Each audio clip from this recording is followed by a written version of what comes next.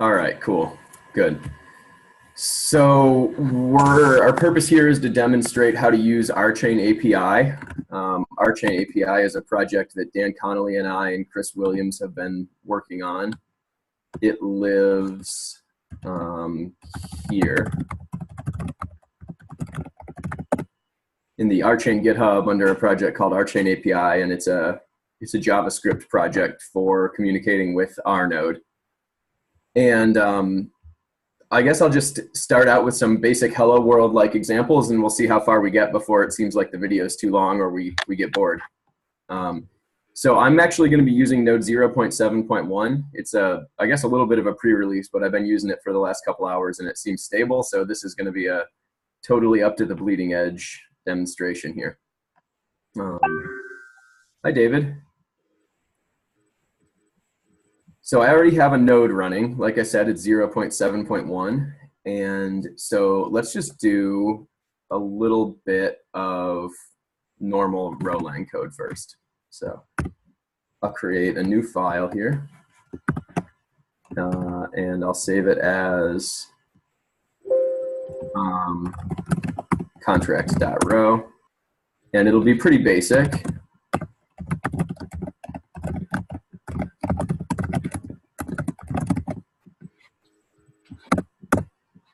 And then we'll just do this.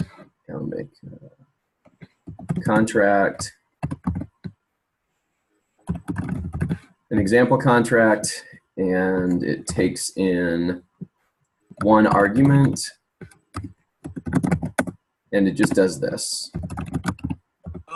Joshy, yeah, go ahead.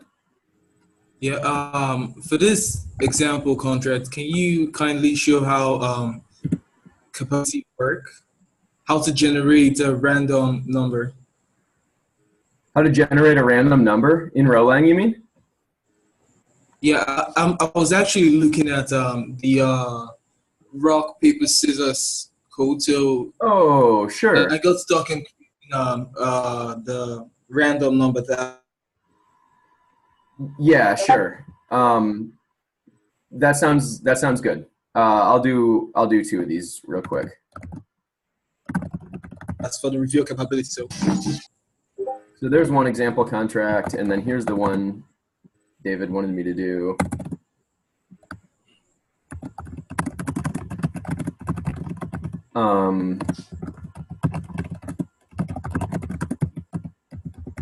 So this is the quickest and easiest, but not very secure way to generate randomness. And it's only reason it's not secure is because validators really get to choose how it works. So let's do something like this.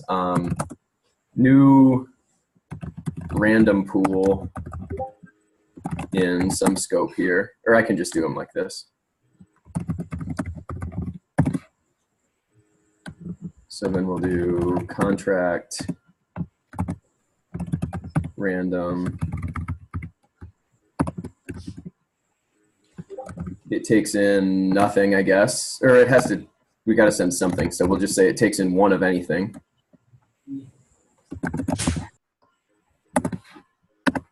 And then it's gonna send, let's say we want a random number between 1 and 3. Or let's do rock, paper, scissors. That's what you actually care about, right? Yeah, right.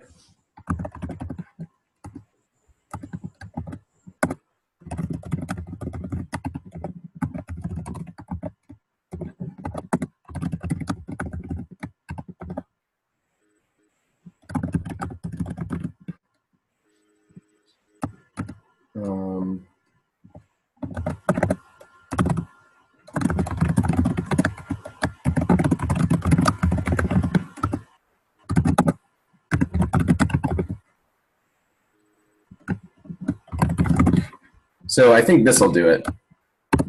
Basically, I send all 3 of those on this same channel random pool. So there's 3 sends sitting there in the tuple space, and then I just receive one of them. And so the row calculus doesn't make any guarantees about which one I'm going to receive there.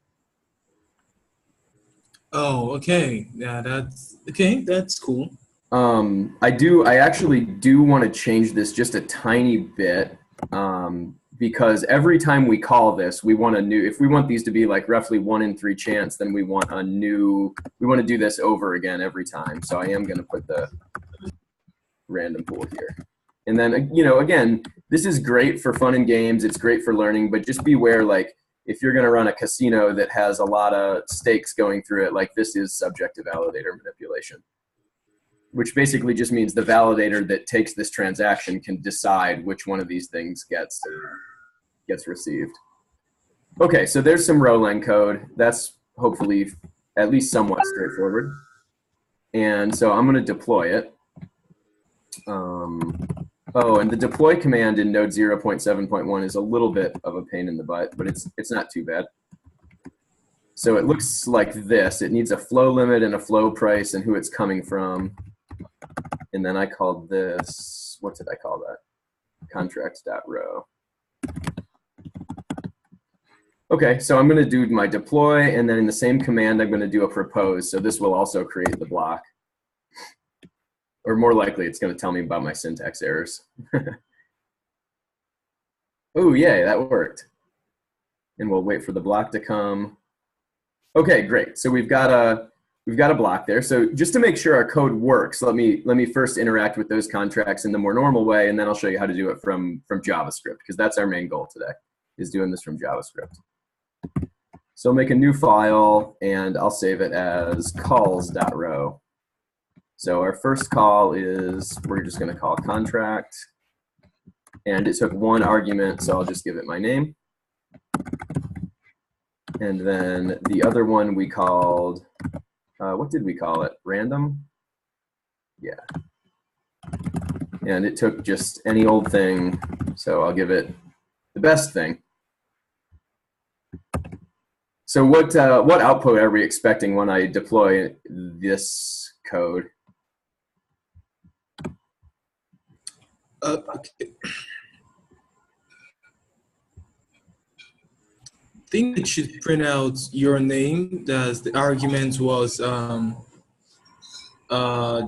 joshy. Yep. Well, And then down here. And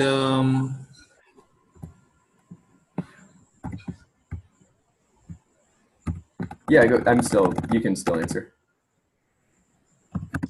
and the second one is new, so I'm not sure what the second should print out. Yeah, you can't be Since sure, it's- right? We wanted randomness, so we'll get one of these 3 things, hopefully. whichever one happened first. So we got, let's see, we got scissors. That's good. I actually don't see the one that told me my name, though. Did I call it wrong? I can see where I called it. On contract, I tried to send my name. So, oh, duh, because it's called example. That's why.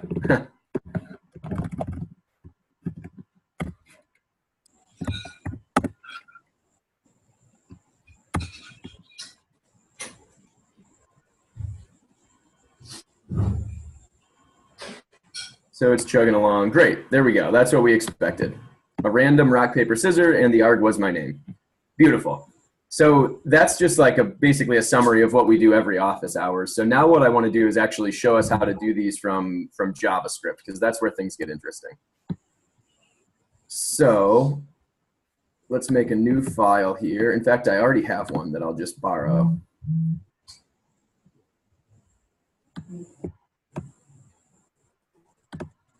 So this is a JavaScript file, and I'm going to run it with Node.js.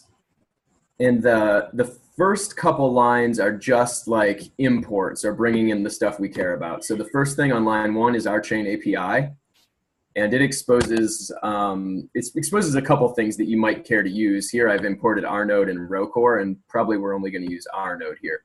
Rnode is the one people mostly care about. This is how we interact with a node to do deploys and things like that. And then the second one is gRPC, and we need gRPC just because that's how we communicate with the node. And since we're following object capabilities, whenever we create one of these node instances, we actually have to give it a gRPC instance. So like a lot of JavaScript programmers probably would have just had Rchain API directly import gRPC. And Dan Connolly taught me the best practice of we want to give the R node all of the object capabilities that it needs in gRPC as one. So here on line 4 is where it starts to get interesting. This is where I actually make an instance of an R node, and I've called it my node. You can call it anything. I'm just making that name up. So what does it need? It needs the capability to communicate over gRPC, and it needs an endpoint for where to actually communicate with a node. So I have one running right here on my system, so I used localhost and 40401. This could also be like, what's it called, Jim? Is it just robot.net or like test.robot or whatever it is? Yeah. Robot.net is the one that's always running. Yeah, perfect. So we could put that in there, and whatever port you happen to be running on. For me, it's 40401. So just to make sure things are coming out correctly, we can do a little debugging. Node was created successfully. That means we got past line 4. And then now we have the opportunity to actually do some Rolang stuff.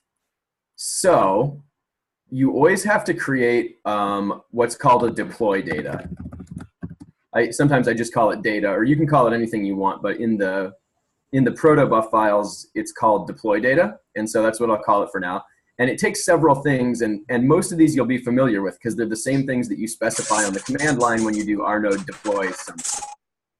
So first is what Rolang code you want to actually deploy. Normally we give that by a file name, but here we can type it in directly. So let's just call the random one. So I think that's exactly the same as what I did before. Yep, at random send nil. So what we're expecting is that's going to call up our random rock, paper, scissors contract, and it should print rock, paper, scissors out to the screen. The second thing we have to give it is what time of day, or like really what time in the Unix epoch this thing is being deployed. And you can type a value in there if you wanted to just manually type in a timestamp. That's totally fine. But it's super easy in JavaScript to just use this date object and you know, let JavaScript do the hard work for you. So I basically never changed this line at all. And then the rest of these things are exactly the same as you'd specify them on the command line. So if you remember my command line, whoops, that was here. We've got a flow limit of 1 and a bunch of zeros, flow price of 1, and it's from this, you know, silly address. And so I've just done the exact same things in here. Now, you'll notice there is some structure here, and the easiest way to get started is to either just copy paste examples like the ones that I have, or if you really want to know, like, how does this stuff work and what's the structure, how did I know I needed an object with value in it, this comes from protobuf files, and the place to find those is in Rchain. I'm just going to give you a quick tour because it might be relevant for people who are going to use this. And Kevin, do you know where these are off the top of your head, the proto files? Yeah, it's in models. It's in models. Okay, cool. And then source, main, yeah. Is it this one or main? Main. Main, okay. Yeah, perfect. Here we go. So Casper messages, first of all, it shows you everything we can take, and I'm about to do a do deploy. That's what is going to allow us to deploy code. And so you can see the thing's called do deploy. It takes deploy data. That's what I was saying we just created.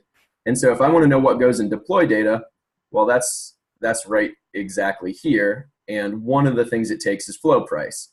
Well, most of these things are primitives, you know, like the Rolang code was just a string, so I just gave it a string. The timestamp was just an integer, so I gave it an integer.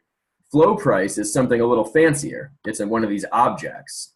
And so, you know, somewhere in this file, they've defined flow price. It happens to be right here. And you can see it's an object that has just value, and it's an integer. And so that's why I set that up the way I did. If you want to go deeper into that, you know, there's lots of good docs about gRPC, or you can hit me up at some point. But I think for now, that's good enough. And there's examples of this committed. Okay, cool. So we've made this deploy data thing. So now all we have to do is send it off to some actual node to do the deploying. So luckily I've made a node instance. That was the one from here on line 4. I'm going to call the doDeploy method, and I'm going to give it my deploy data. And then the second parameter is whether or not I want it to immediately propose a block. So by default, this is just a deploy. It's not a deploy and propose, but if I sent the second argument to true, then it will also propose.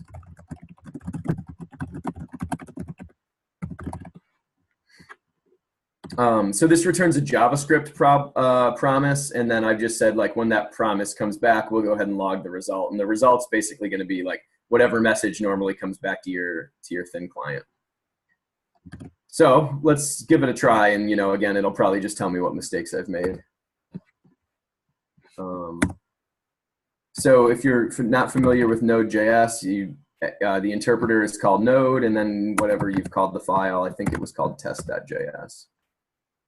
Yeah. Okay, cool. So the first thing we see is Node was created successfully. That came from my log right here. So that's all good. And then it gave me a success. That came from logging my result. And by the way, when I do this thing where I also create the block all at once, what it actually gives me back is the message from the deploy. So if you want to see the message from the deploy and the message from adding the block, then you don't want to do these in one step. You'll have to do them in two. So let's see here. Here's the deploy. On random, we sent nil. Here's the result. We got rock back that time, apparently. And then we can see it did actually make a new block right there. So let me just pause for feedback and questions and whatnot. Sweet. Maybe we can try to fix our eval function in robot to make the API calls instead of calling the command line with an eval. Oh yeah, I thought we did that at one point. I'm happy to take a peek at that. Should we do some more? So all we've done so far is a deploy and propose. Should I demonstrate some of the listening for data features before we dive into a project? Yeah. That seems like maybe not a bad idea. So let's just change one of our contracts a little bit. Oh, not those ones. So let's say instead of this random contract just printing the result out to the screen, let's say we're going to send that on some channel. So the way I'll do this now is I'll take in a return channel. And instead of printing this, I'll send it on the return channel.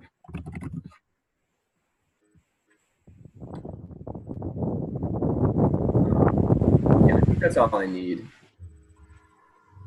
So,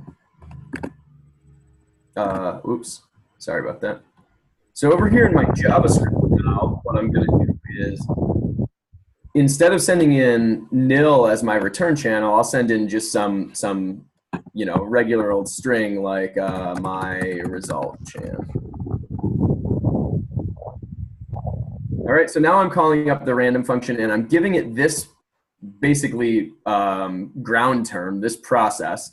And so it's going to use the quote of this process, so at my result chan, in order to send like rock, paper, or scissors or whatever it's going to actually send there.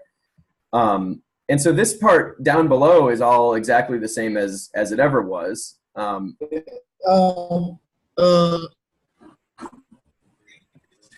Joshy, something I was trying to figure out while working on the nth part of the nth color video is the result. It's supposed to console. It's supposed to log the results to console, but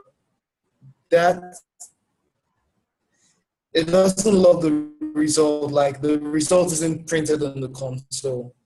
Okay, so let's try to be a little more specific. What result is it that you're talking about? Are you talking about this right here? Did you get me? Probably not. I heard you saying that in the nth caller game, the result was not printed on the console, but I wasn't sure which result you're talking about.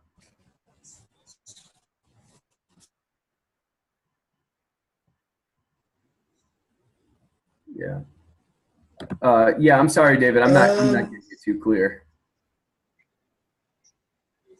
Yeah, even just now when we deployed the contract, the result wasn't printed on the console. Yeah, you're talking about this result from line 19. We just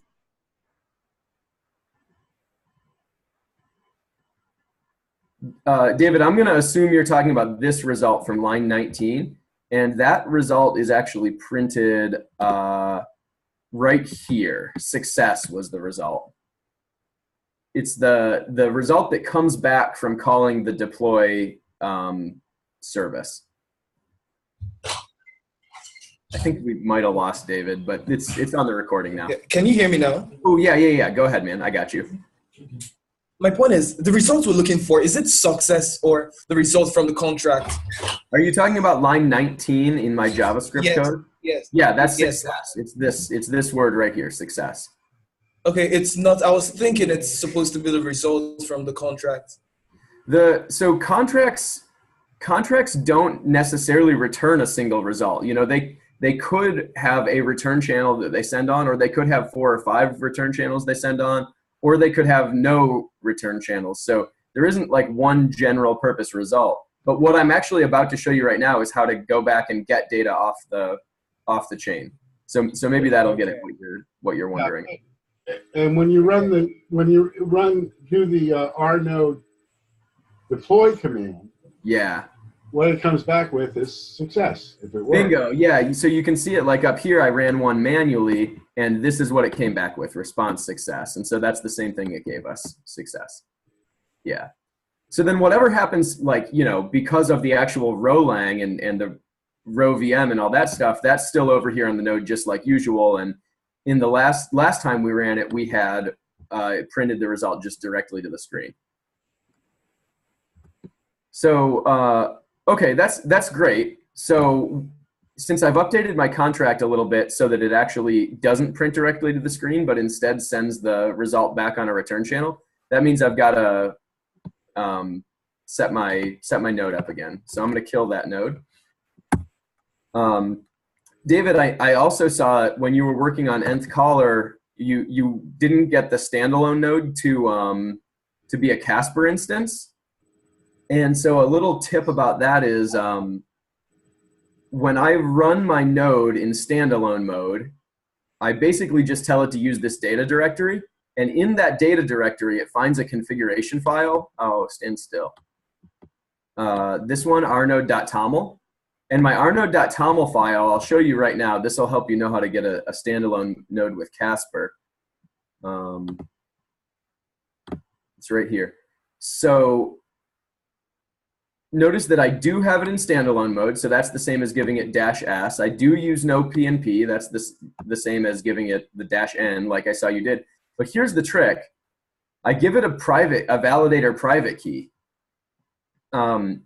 And so as long as this validator private key exists in your bonds.txt file, then you will have Casper even though you're standalone. So that's a little bit of a tangent, but you can find that in the nth caller DApp itself, so that might be something helpful for you. So let's see here. What was I about to do? I was about to redeploy the contract, I think, right? I think you wanted to read the result, no? I just restarted my node so that I could deploy the updated contract, because I think it's this one. Because I had changed the contract so that it sends data back on a channel instead of. Right. Now, if you didn't want to restart your node, you could have called it random2. Yeah, exactly. I could have just changed the name. That's actually probably a better idea. Or I could have used the registry. We can look at that too now that the registry is available if you want to.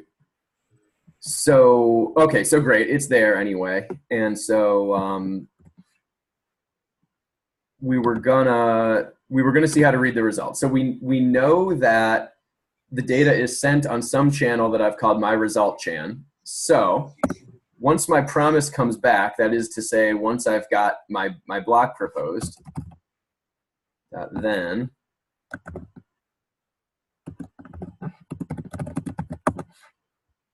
Oh, that doesn't look quite right. That looks better. And you can, we can get a message here. I could have returned one or something, but I'm not too interested. So my node, the next API we're going to use is listen for data at, and for now we're going to use public name, but this is actually going to be deprecated really soon because they're going to stop supporting public names at all on chain. That hasn't happened yet, so this will give you a sense of how this works. But we do actually support unforgeable names as well, but let's start with the basics here. And the name that we want to listen on is my result Chan.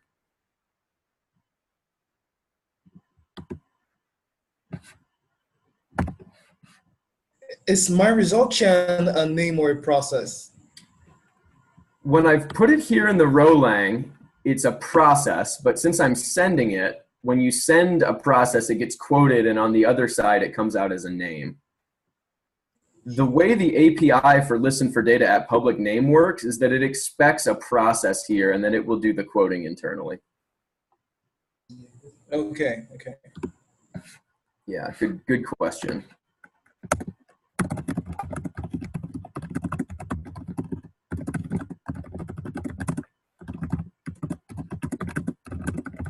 And basically, that's just so that we can have this nice property of like passing in a string, Okay, so we want to then.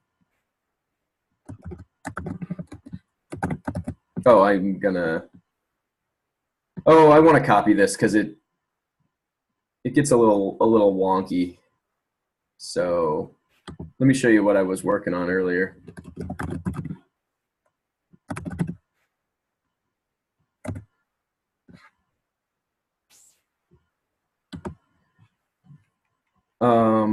Okay, so I did the listen for data at public name, and I gave it a name just like before. And so what we get back when we use this API is what they call block results.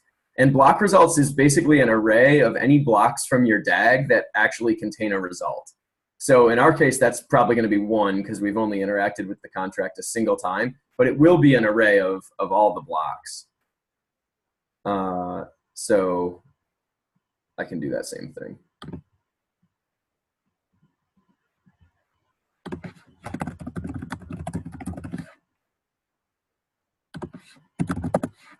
And so with the block results, maybe we can start by just logging it. I hope it logs pretty, but I don't really know if it's gonna, to be honest with you.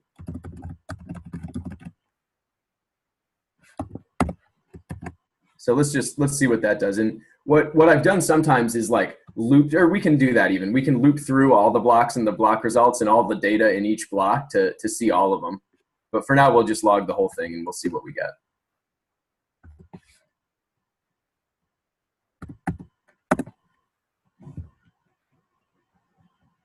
Ooh, interesting. So we got an empty array. So that means we didn't have any interactions. I'm surprised. I expected like at least a single block in there. Can we go back to the contract, please? Yeah, totally. I think you need an @ sign for the chat. Anywhere in particular? Line 16. Here? Yeah. Yeah, because I think right now you're getting I'm guessing at this, but I think you're getting a process that returns a string. I think what you receive is a name though, right? Well, let's try it and see what happens. And I'm going to take Jim's suggestion also.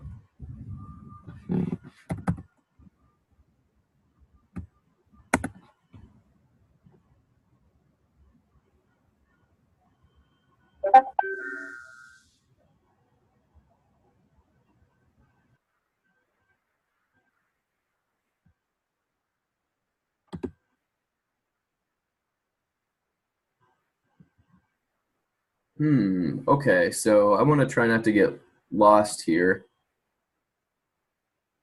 So I'm not totally clear why that worked both times. Because I did the same thing up here. So it definitely shouldn't have worked both with and without the @ sign, right? Does that sound right to everybody?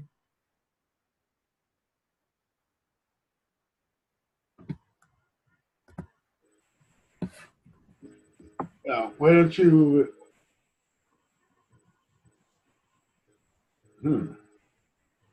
And then I was looking at my node log here, and I'm noticing these things are from what I was doing before I even started this call. So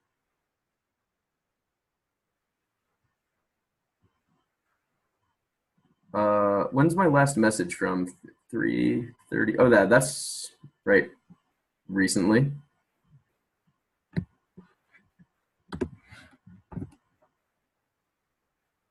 Oh, I didn't want to do this. Is why, duh, because it's not test.row. That's silly. I called it contracts.row.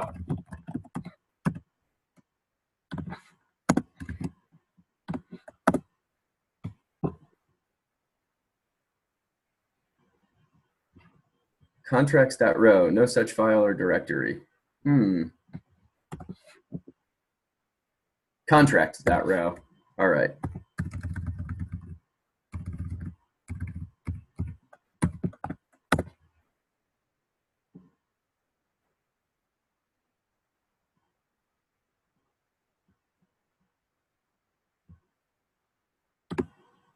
Okay, so this is looking better. We've got block number 4 now, and here's what we deployed.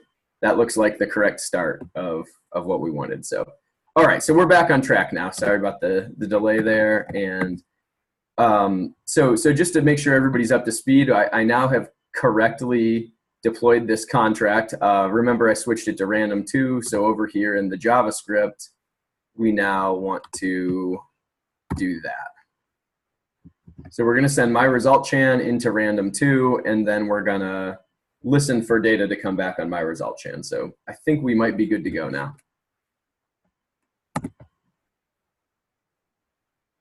Okay, cool. And so this time we did not get an empty array. We got an array that had a single block in it. So all this stuff that I've highlighted is a block.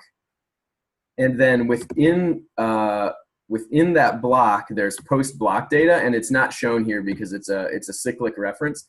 But inside of post block data, that's where we got either rock or paper or scissor, and that's the thing we care about. And so we can extract that from the JavaScript now. But the important result that we see is that we actually did get a block, which is what we expected. And so, in fact, before we do any more coding, let me just run that again. And so now I'm expecting that we'll actually get 2 blocks because this is the second time I ran it. So here's 1 block, and then here's the second block. So great. That seems like it is probably working. So now instead of just logging that whole hard to read array and everything, we're gonna loop through these. So I think we can do block results. Let's see if I can remember the syntax here. For each block. Does anybody remember if this is actually how this works?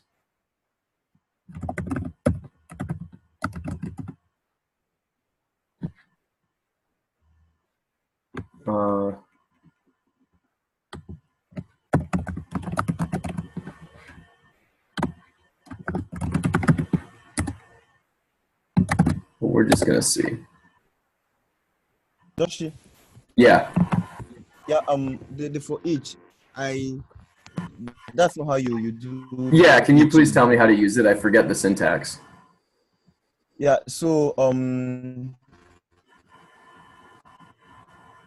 the block actually is an arrow function. So you remove that parenthesis. The whole function is inside the parenthesis. Like this? Can you hear me? Yeah, kind of. It yeah. breaks up a little bit. Is this? Yeah. Let's see. So which one matches here? Yeah. So I need the parentheses to end here, and here. That looks better, right? Yeah. So we're gonna get these block results. No. Joshy, Yep, go ahead. your parentheses are not closing well. I think they should be outside the curly braces. Oh yeah, totally. Like that, right? Yeah. Yeah, you're right. Okay. So let me make sure I get this. We got back this array of block results. And then I'm saying within that array, we're going to take each item and we're going to call that block. So now that we've got a block, we want to take from block the thing that was called post block data. And then for each one of those that I'm going to call datum, we're going to loop through, and now we can console.log datum. How does that sound? I think that might be good. Let's just see what happens. And so this is our third time running it now, so hopefully we'll get 3 blocks back. So, oh, right, we still got some unfolding to do. We did get 3 blocks. There's 1, there's 2, there's 3. And we can see the first time, it looks like every one of those times it's chosen paper. Randomness can be weird. So what we wanted to ultimately say is something like the choice was, and then this is going to be datum dot expers 0 because it's a list. I think let's just do okay. We need the express instance to come out too, because that's an object. Yeah. Okay. Better. Does that look good? Yeah. Okay. Cool. We'll see. I think I might have got it, but so this is going to be our 4th time calling. Oh, maybe that was more than our 4th time calling. Wow, it's choosing paper every single time. That seems super trippy, right? So, Josh, this is exactly what I was talking about. Mm-hmm. So, in order for us to print the message to the console, we have to grab the data from the chain. Okay. I think I get this now. Yeah, that's cool. Feel free to talk through it, David. That might help everybody. Yeah, my point is, earlier I made mention of the first result on line 18, where I was thinking it was supposed to print the message we're getting to screen on line 19 rather. That was supposed to print the result to the screen. But now that is happening on line 27, which means for us to get the result of our contract printed on the screen, we'll have to use the listen for data plug public name and the block results. Exactly. That's right.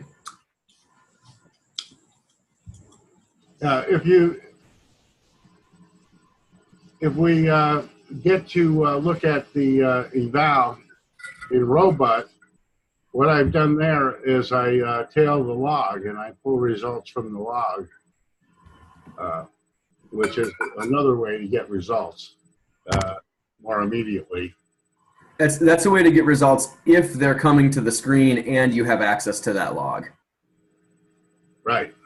Yeah. So this allows us to take. If you don't want to deploy a block. And what was that? And if you don't want to deploy a block and wait for it to. Oh yeah, you're doing it without Casper, right? You're using eval. Yeah, that's what I'm talking about. I'm talking about the eval function. Oh, I see. Okay, yeah. So I haven't done any work on wrapping. If I just take you back to the protos for a second, you can see there's all these services here. So we've wrapped do deploy, add block, create block, and listen for data at name. Oh, I thought there were more actually. Oh, there's a different proto where they have ones for eval, and I have not worked on those yet, but I know if I go back one more. So now I'm back to Rchain API. I know there's a pull request that I haven't reviewed yet for REPL support, and that includes eval stuff. So we can see, I haven't even looked at this. This is the first time I'm looking at it. So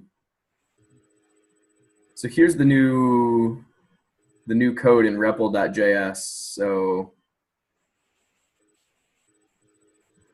yeah, I'm gonna need probably more time than I'm willing to devote with everybody watching me to understand this.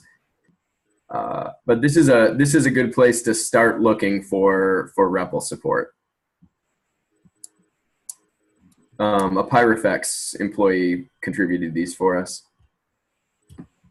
So outstanding questions from my perspective are, why the heck are we getting paper every time? I don't really know the answer to that. Our contract, I think, was just the same as before, and it's neither first nor last in the source code, so that's kind of interesting. But all right, well, that was about 40 minutes. Could this have something to do with something I thought I heard DC Casey talking about serialization in the buffer, forcing serialization of these parallel processes in the buffer is what's causing rock to always happen.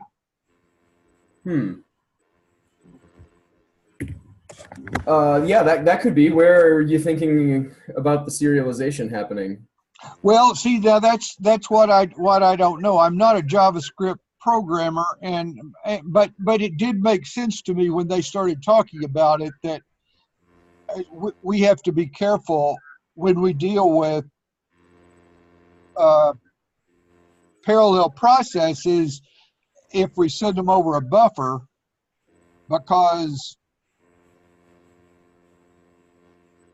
serialization can undo all of our randomness. Okay. Yeah, that could be. I mean, definitely we did get paper back every single time, so that could be right. I'm a little bit curious if I were to just delete that line, but the problem is, oh, well, yeah, let's try this. Let's make a new contract. Let's make it called random3. I was thinking, what happens if you didn't make a new one each time?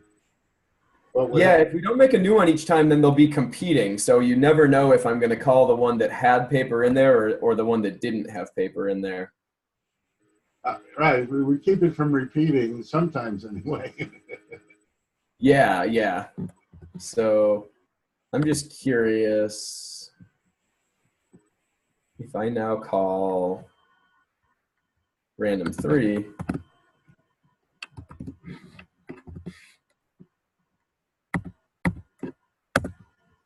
I'm still expecting a bunch of papers from all the ones before. Oh yeah, we got a scissors that time. Scissors, yeah. I will see the papers. And it looks like now we're getting scissors every time. Oh no, we got rock too. Oh, we got a rock. Oh, we did get a rock. Oh yeah. Where are those coming from?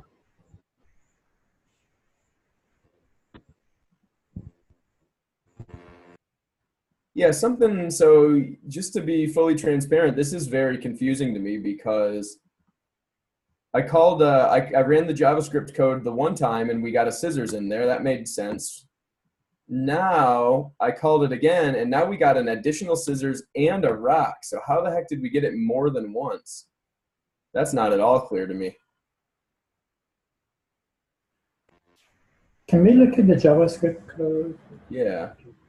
So I don't know if this is related or not, but the way it is right now, you have two asynchronous processes that do deploy. Yeah. Right? And then when that, oh, you have a dot then. Okay, never mind. Sorry. Yeah, dot then here. And Yeah, I didn't see the nested part. I thought maybe they were both asynchronous, but you have. Yeah, that's a good thought. I've made that mistake a bunch of times. Yeah. Yeah, I don't know, I don't know what your guys' patience is for like watching me mess around. My intellectual curiosity is starting to get the best of me. I kind of want to try it on a fresh node. Okay. So when I npm run fresh, it does delete my entire tuple space and everything. So this really is a fresh node. And then over here, I will deploy contract.row. We'll let that go and do its thing.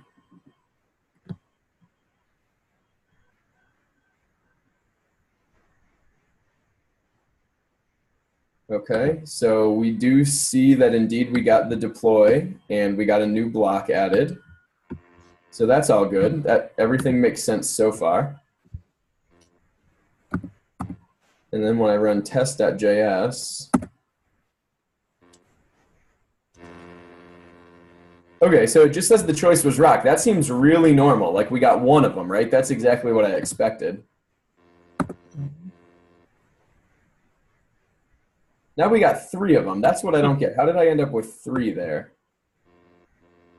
Oh, maybe, oh, hold the phone. I think I'm starting to get this. So in the first block, we just had rock. But then in the second block, there were 2 sends still on that channel, the rock from before and the rock that we just chose now. Yeah. So, okay, so now there's going to be 2 left over from before and a third. So I think we're going to get 3 items this time. So for a total of 6. Yeah. Yeah. And the new one this time was scissors. So we've got, wait a second. Oh, yeah. Right. This is correct. So the oldest block has just rock. The second oldest block has the rock from the first time and the rock from the second time. The newest block has the rock from the first time, the rock from the second time, and the scissors from this third time. I can't get that to highlight, but yeah, so it might make more sense if I were to do this.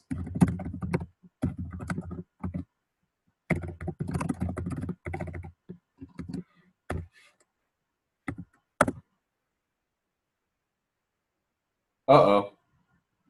Oh.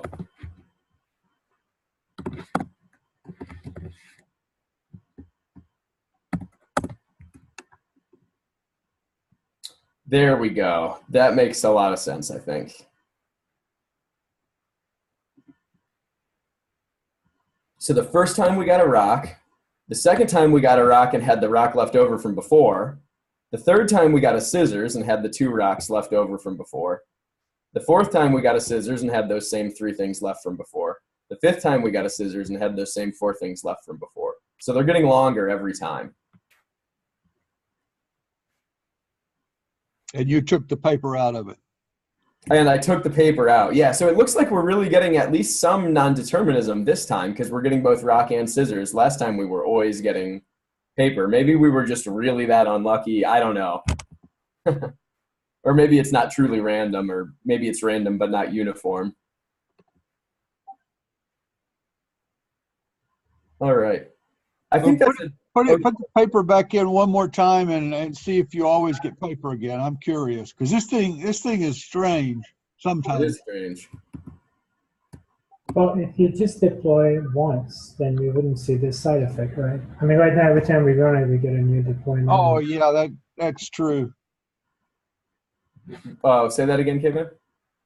So every time we run this JavaScript, we do a deploy and propose. But if we were to just programmatically run it like that part of it as a singleton that we only run once, then we wouldn't see this side effect, right?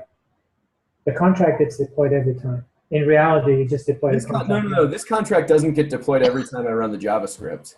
No? No, only what I deploy here on line 17 is my calling of the contract.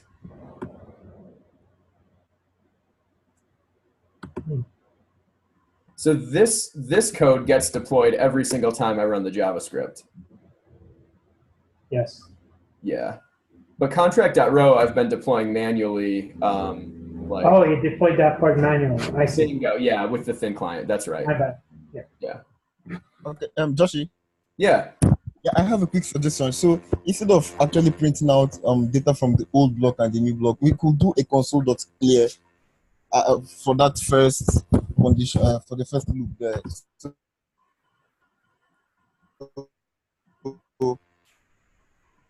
Yeah, hey, I'm really sorry. It's breaking up a little bit, but I think you were asking about, like, can we clear out those blocks after every time?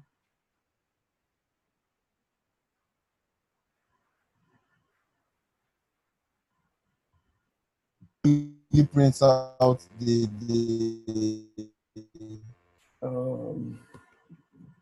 yeah, that's not going to come through totally clearly. I'm sorry, the network's breaking up a little bit. One thing that I've done before is something like this. Instead of looping through all of these blocks, we can do something like this.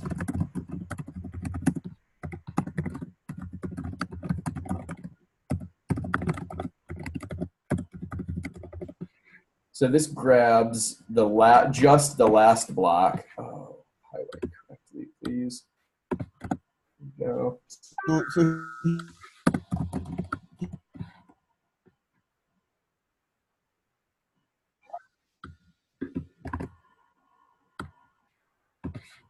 So this is something I've done before. I don't know if that interests you.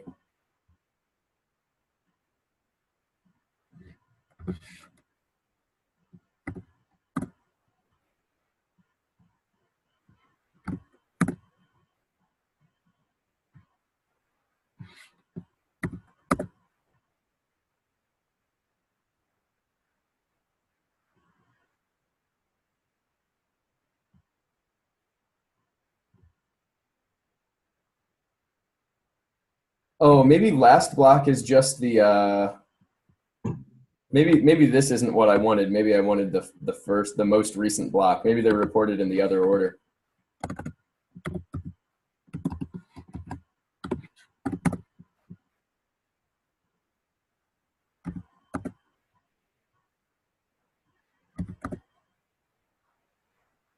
Yeah, so it gets longer every time now. That's maybe more like what we wanted to begin with.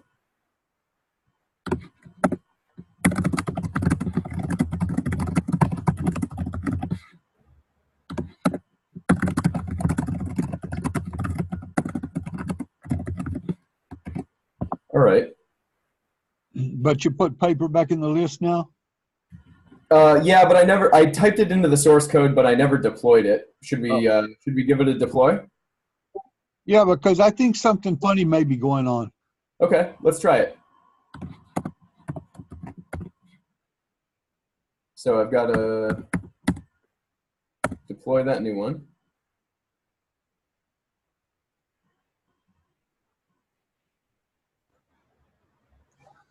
I have a suggestion too, so we know what we're looking at. Would you mind adding something to my result channel to make it unique per run, like math.random or something? Oh, sure, totally. That's a great idea. Is it this easy? Yeah, it's just yeah. Well, I need to save that, I guess, right?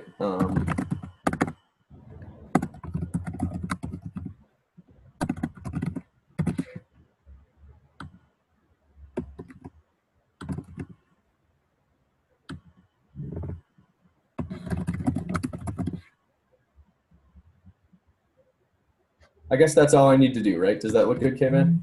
I believe so. Okay, cool.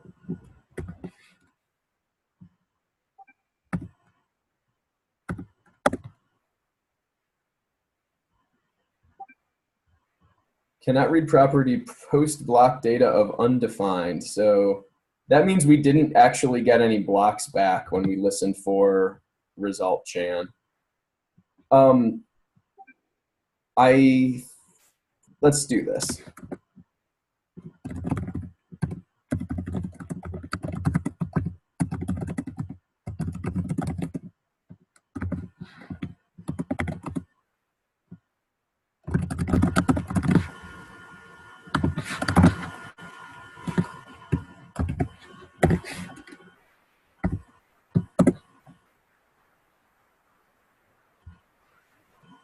Does it not like, that seems reasonable. Does it not like the dot being in there?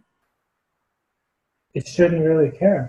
Yeah, I wouldn't have thought so either. It should be a string, I guess, right? When I concat a string with a float, that gives me a string. Yeah, we could take it out. I was just curious. I have done this something very similar before. Let me just dig it up here. I think it's going to be in main.js.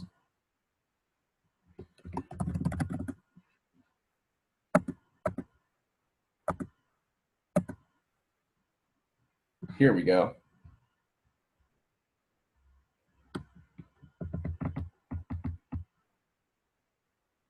That way I made sure that it was ASCII character, or like letters, basically. Or yeah, ASCII characters at least.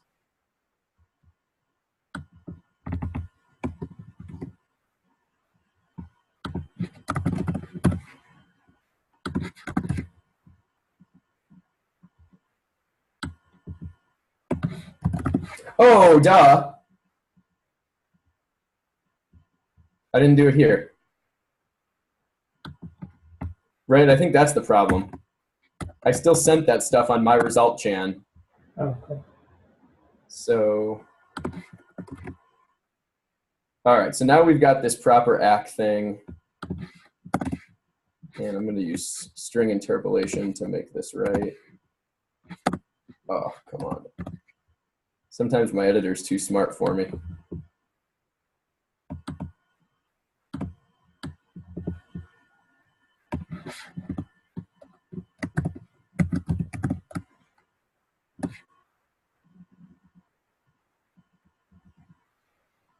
Okay, that should do it.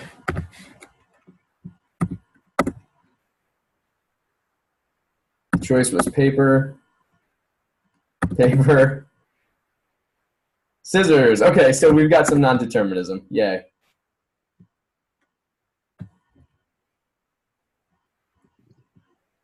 Okay, I'm satisfied. I would like to see the name registry if you have any time for that. Sure. I can actually, hang on one second. Let me just look at, oh, that's not what I wanted. Yeah, I'm good till 6 actually. Well, not that I can't spend much more time on the demo, but I don't have any meetings coming up, so I can do that. So let's go tangential. I want to just start something totally fresh here, I think, for the name registry. I'm going to save this as reg.row. So we'll do new insert arbitrary, and it comes from here. Row registry insert arbitrary.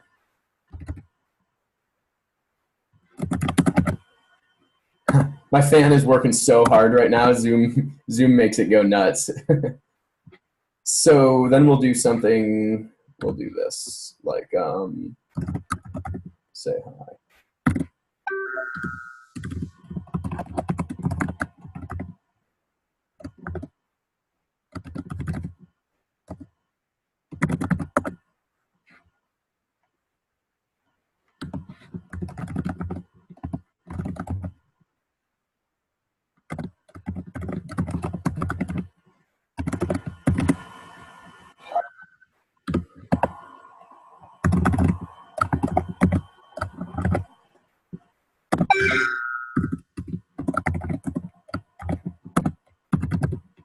All right, great. That's a pretty basic contract. When I call it up, it's going to say, hi, Gary, or whatever.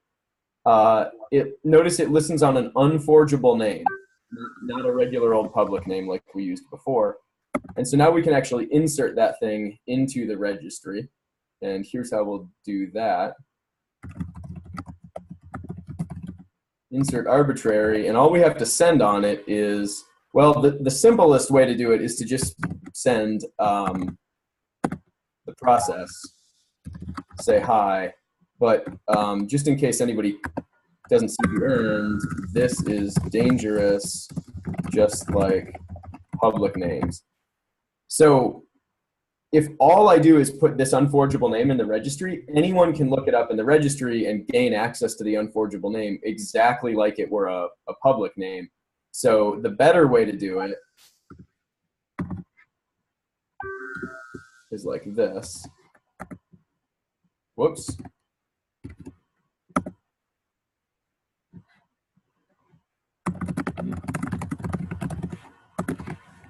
We're going to give it a write-only bundle.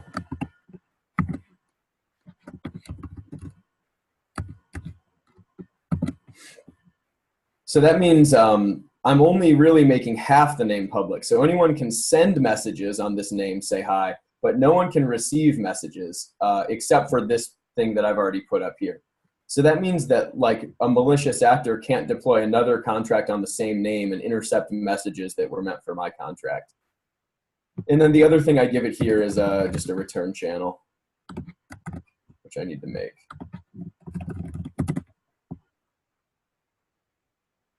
Okay.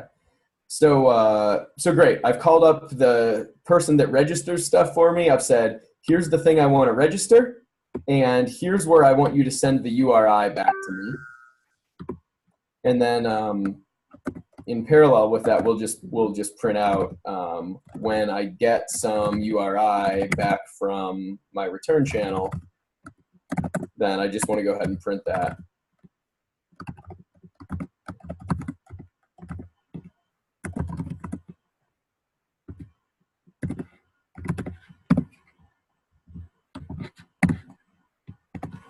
Okay, so basically I'm doing the insert into the registry. That means that anyone will be able to look up, say hi, but I need the registry to tell me like what's the address that I can look it up at, and so that's going to come on this return channel. And oh, in fact, I can do, this could be a whole lot easier. I could have just put print right here as my return channel, but whatever, I've done this now. So when I deploy this code, it's going to make this contract. That's the part we all understood already, but it's also going to register my contract into the registry so that later deploys can access it. So let's just deploy this and see what happens.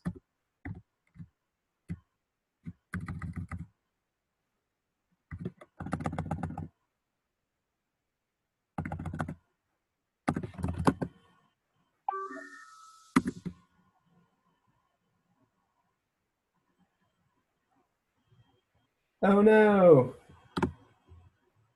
From 1126. Oh, duh. That was supposed to be a plus sign. Sorry about that. Bundle plus is the write-only version.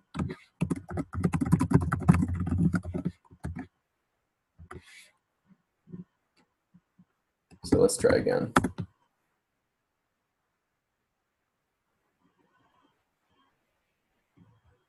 Okay.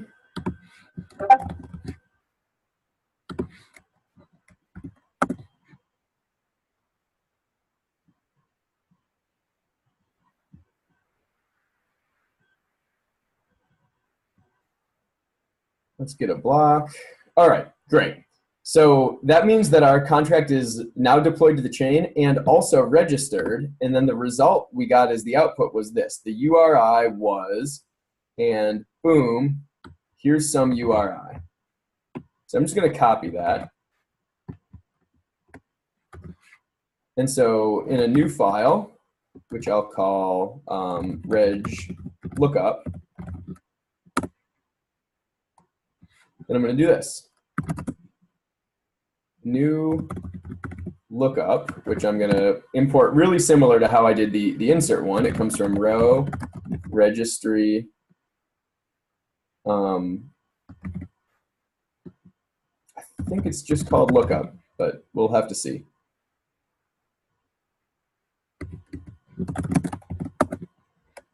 Then I will look up this URN. That's the same one I copied. That's the one that represents my my say hi contract.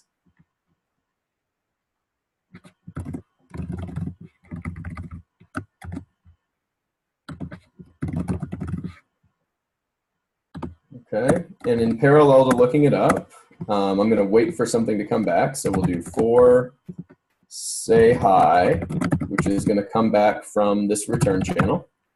So we say, hey, registry, tell me the thing that lives at this URI, and by tell me, I mean send it on return. So then I listen on return, and the thing I get back is my regular old say hi contract. And once I get it, then we can finally say hi to Gary. Fingers crossed. We'll see if it works.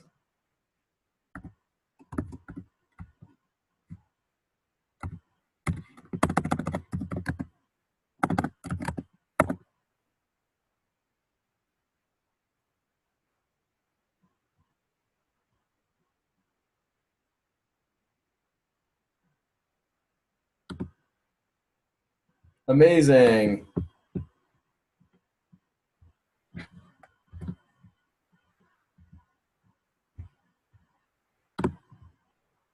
So should we reflect on these contracts at all? Yes, please. So I'm guessing this Joshy, looks pretty comfortable. perhaps we could, I didn't quite get that question. perhaps you can make this contract available after this. Did anyone get that? Did you hear what I said?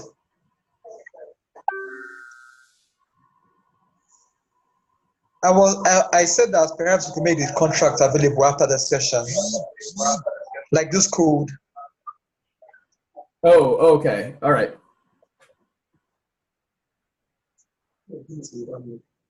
Okay, cool. What kind of questions do you have? I can spend about 5 more minutes probably. I also have another question though. Sure. In your the other reg lookup.row, yeah, and in the where you said row column ID column the block name, like the address, isn't there a way to loop through that thing so I could get it from the other contract? I didn't clearly understand your question. I know you're asking about this URI that I have here, but what was the question part? Like that URI was gotten from the product of this reg.row, right? And you inserted it in manually. Isn't there a way you I could printed loop? it out to the screen right here. Yeah, I know, but in your code, it was put in your code manually. That I'm saying.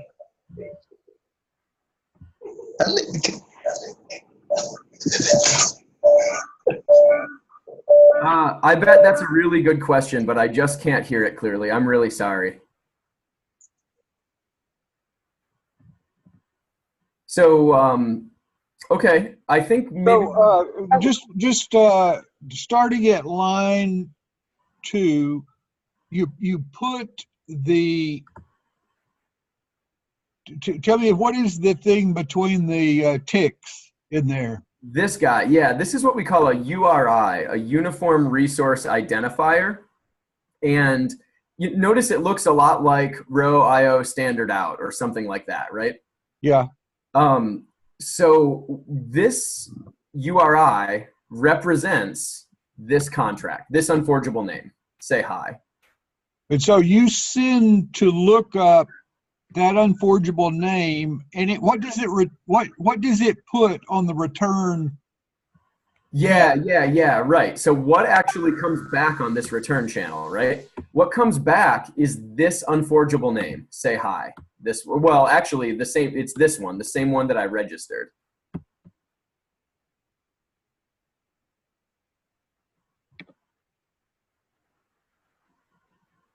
So there's 2 steps to the process. You can sort of think about this as like getting listed in the yellow pages, for example, right? So I want my unforgeable name, say hi, to get listed in the yellow pages. So step 1 is me, the contract creator, calling up whoever, like, I don't know, prints the yellow pages and saying, hey, I'd like you to list this thing in the yellow pages. And by the way, please let me know like what you're going to call it once it's in there. And so what they're going to call it is some long URI. It starts with row ID and then some stuff that's hard to read. Okay, fine. So that's step 1. That's me registering. Step 2 is when a customer actually wants to look me up in the yellow pages. And so that's what happens on the right side here. So they look up basically means open up the yellow pages, flip to this URI, the same one that I was given back when I registered here. And then the thing they're going to get out, the whole reason they're looking it up in the first place is because they want to get back that unforgeable name that I registered, that say hi. And so that's what they get. You can see what came back from the return channel. I called the same name as before.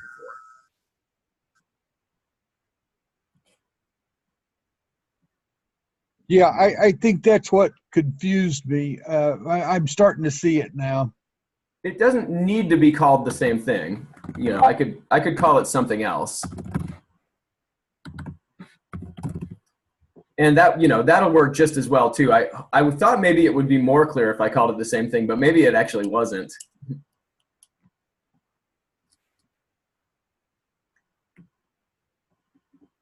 Yeah, I agree. Now that I'm starting to understand it, I'm not sure which way is better. But Yeah. That's cool. All right. Well, I'll tell you what. I'm gonna jump out here. one of Wait, one more question. Okay. Sure. I saw some row registry lookup. I'm not sure. I'm not that kind of thing before. I heard you talk about row registry lookup, but then I didn't hear the question part. Yeah. I'm not familiar with it. Can you just shed more light on it? Shed more light on it. On the row registry lookup. Yeah. And this is so it's a it's an injected capability here. It's just like row IO standard out or standard out ACK or something like that. And what it does is it allows you to look up URI. So you can see I've only used that channel once. I used it right here on what's now line 3. And so I called lookup and I said, I want to look up this URI and I want you to tell me the answer on this return channel. And so the answer came back on this channel. And then I was able to call it just like I could call it if it were in this very first file. Okay, that's more like modules in JavaScript or something like that, using modules. Yeah, exactly. Oh, so let me tell you like an example of a story where this might be useful. So I'm working on developing a minimal social media dApp right now, and I'm really excited for testnet launch to come out because I want people to start testing my dApp. And so this code on the left side is what I'll do. Like you can imagine this is my dApp. Obviously, a real dApp is a little bit more complex, but like here's my dApp. And so what I do is I insert it into the registry there. And then let's say like, the bunch of us are hanging out and I'm like, hey guys, you want to test my dApp? And you guys are like, sure, how do I use it? So then all I have to do is tell you this information. So maybe I'll email it to you or paste it into Discord, or maybe I'll make it into a QR code and put it on a billboard and you can use your phone or whatever.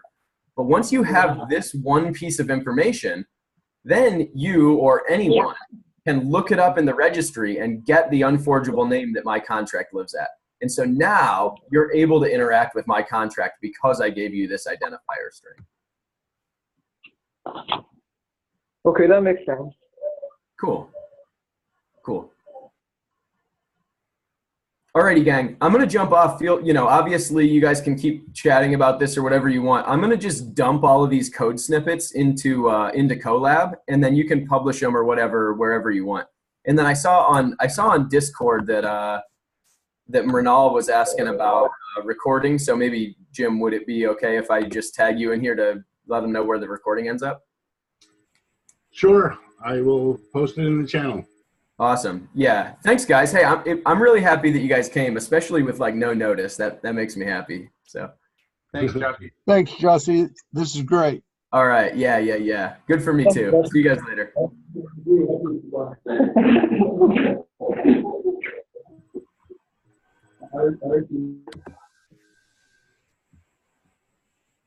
All right, so I'm inclined to update robot if anyone's game to do the eval function, but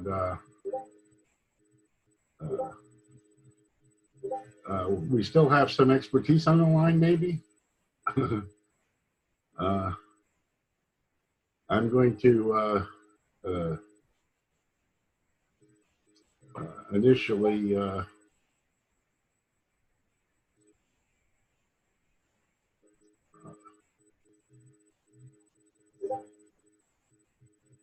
guess we'll go to the channel and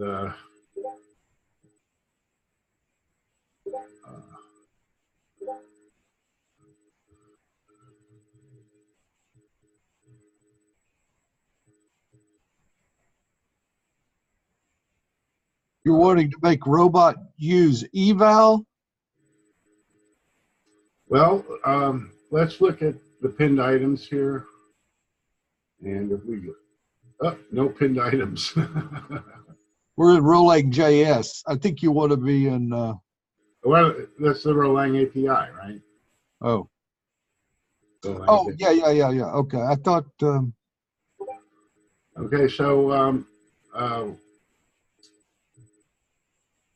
what we should have right up at top, and I don't know if I assume we have it here at the beginning.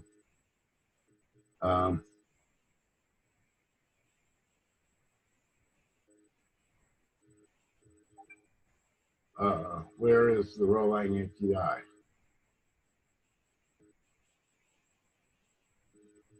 Suppose we can find it easy enough, but we all have to do a little housekeeping in the channel,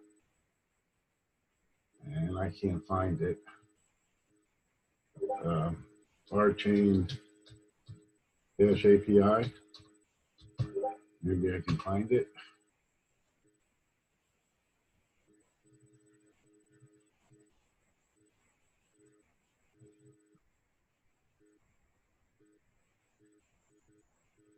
I guess this is the official repository for it.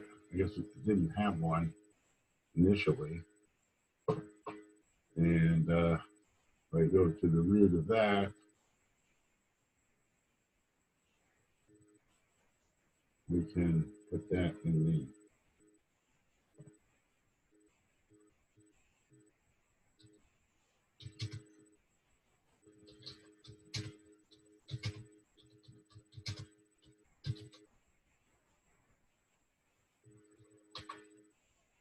and I can pin that to the channel. And what we want to look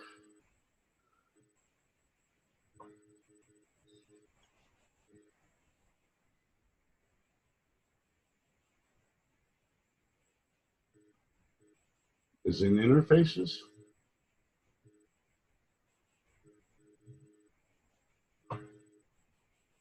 That's json.js.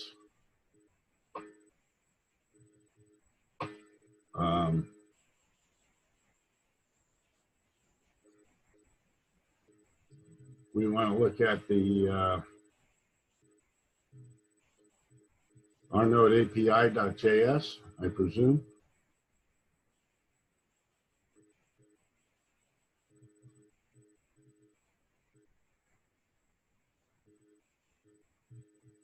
Where is the interface defined? Anybody know?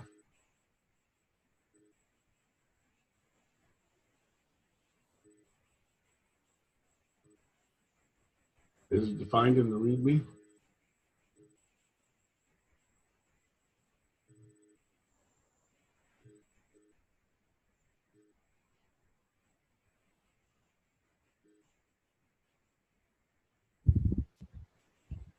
Jimmy said. I'm looking for the definition of the interface to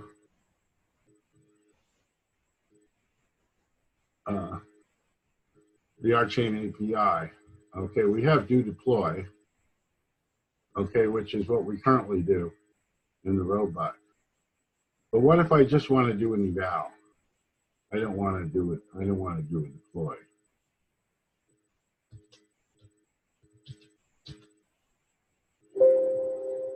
And the string eval doesn't appear in here.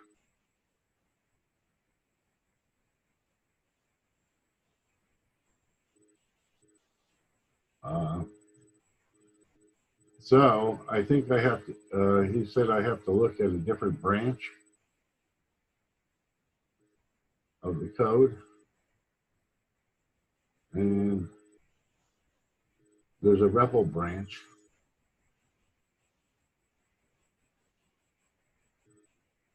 I think that's what he said. Yeah. Okay, and we have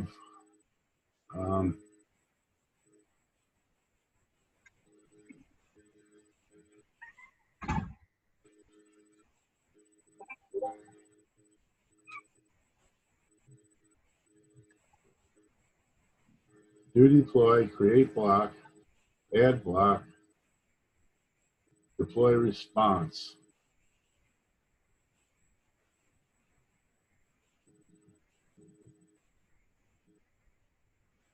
Listen for data and name.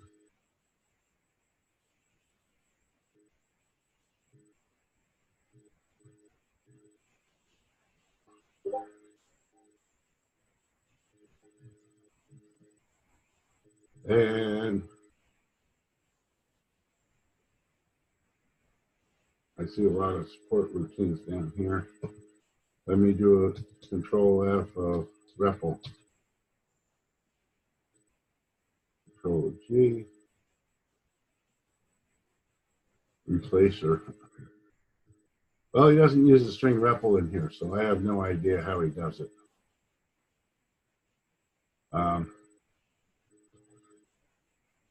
But we could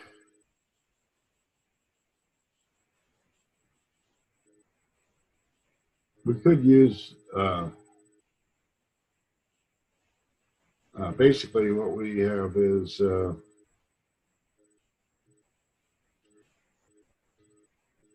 what we're doing right now is we're doing an eval.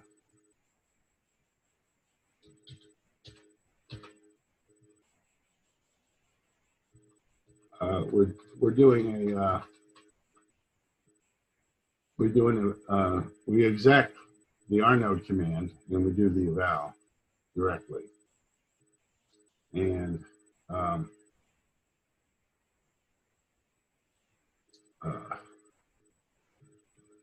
we start watching the tail of the log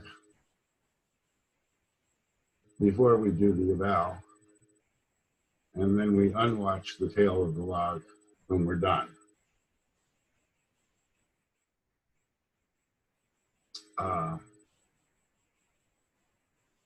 Now what we would want to do is replace this eval code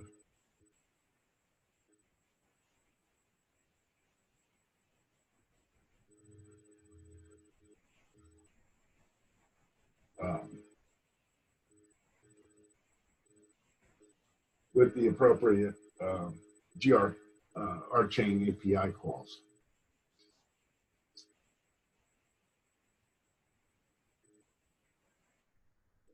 And I think I'm going to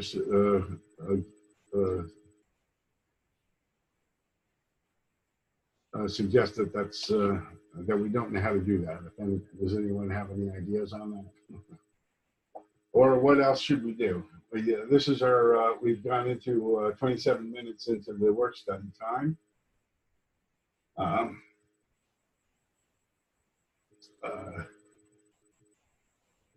Chinato, can you tell us what you hope to get out of the work study? If you can't speak, type.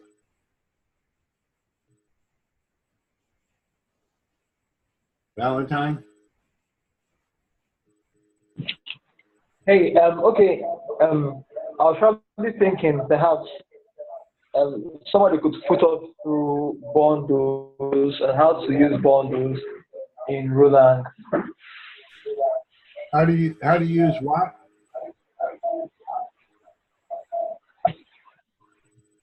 Bundles. Does anyone know what he's saying? Can you type it in? He wants to hear something about bundles and how we use bundles. Well, the only way that we use bundles right now is to make a contract write only.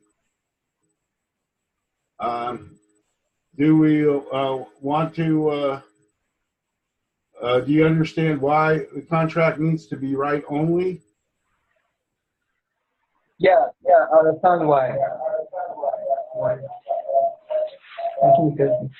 Yeah, terrible echo.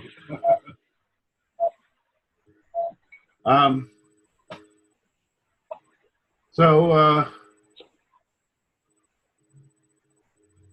did he put that code in here?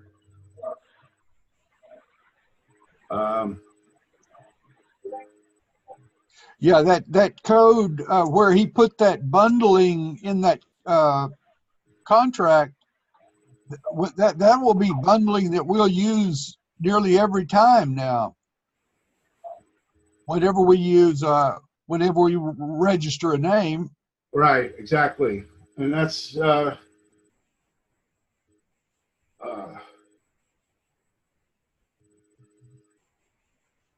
really and my understanding of how the bundle works is it disables introspection. Well, it just doesn't let anybody else listen on the name, although they can write on the name. I don't know how that works. What do you mean how it works? Well, what the contract is equivalent to a for that's listening on the name. So if somebody else is listening on it, then the contract would do something else other than what it was intended to do. In other words,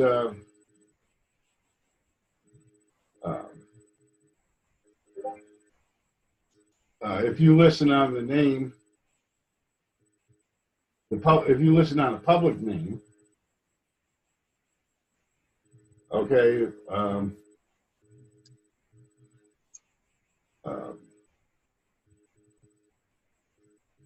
like hello, and somebody writes to that public name,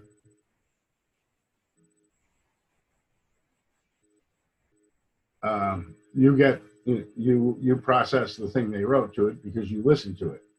If both you and I listen to that same name, when somebody writes to it, it's it could run your version or my version. Okay, it doesn't determine it now. So if I could listen on the contract name of your contract, I could give my version of your contract, and that would execute instead of your version. You got that, Valentine? Does that answer your question? Yeah, it did.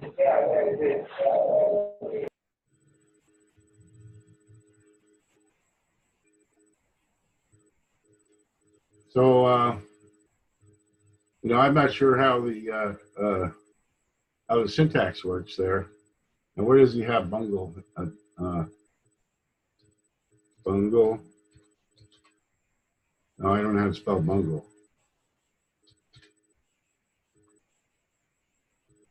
Bundle.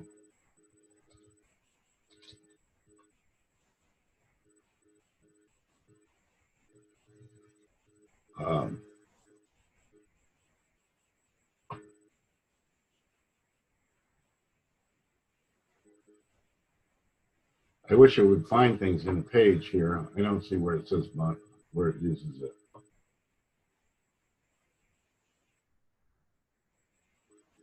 It says insert arbitrary bundle. It's under the line that says this is better. Yeah. Right. it looks like you just you wrap any process. You just stick that on the front of any process before you send it, right? Right. And my understanding of how it works is normally you could take it apart. You could take the contract apart, and see what's inside it. Now, my understanding is the bundle prevents that as well. So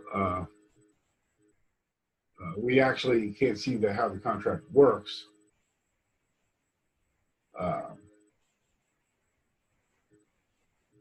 But we could still put things. We could still put things on the contract. We can write to the contract. We can invoke the contract.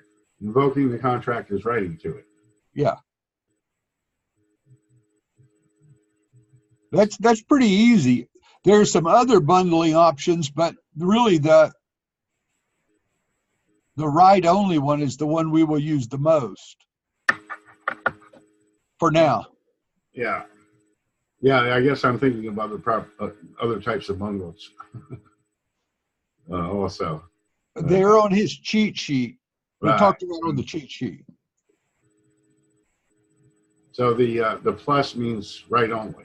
That's its purpose. Bundle plus. I'm going to go to the sheet and see what I can.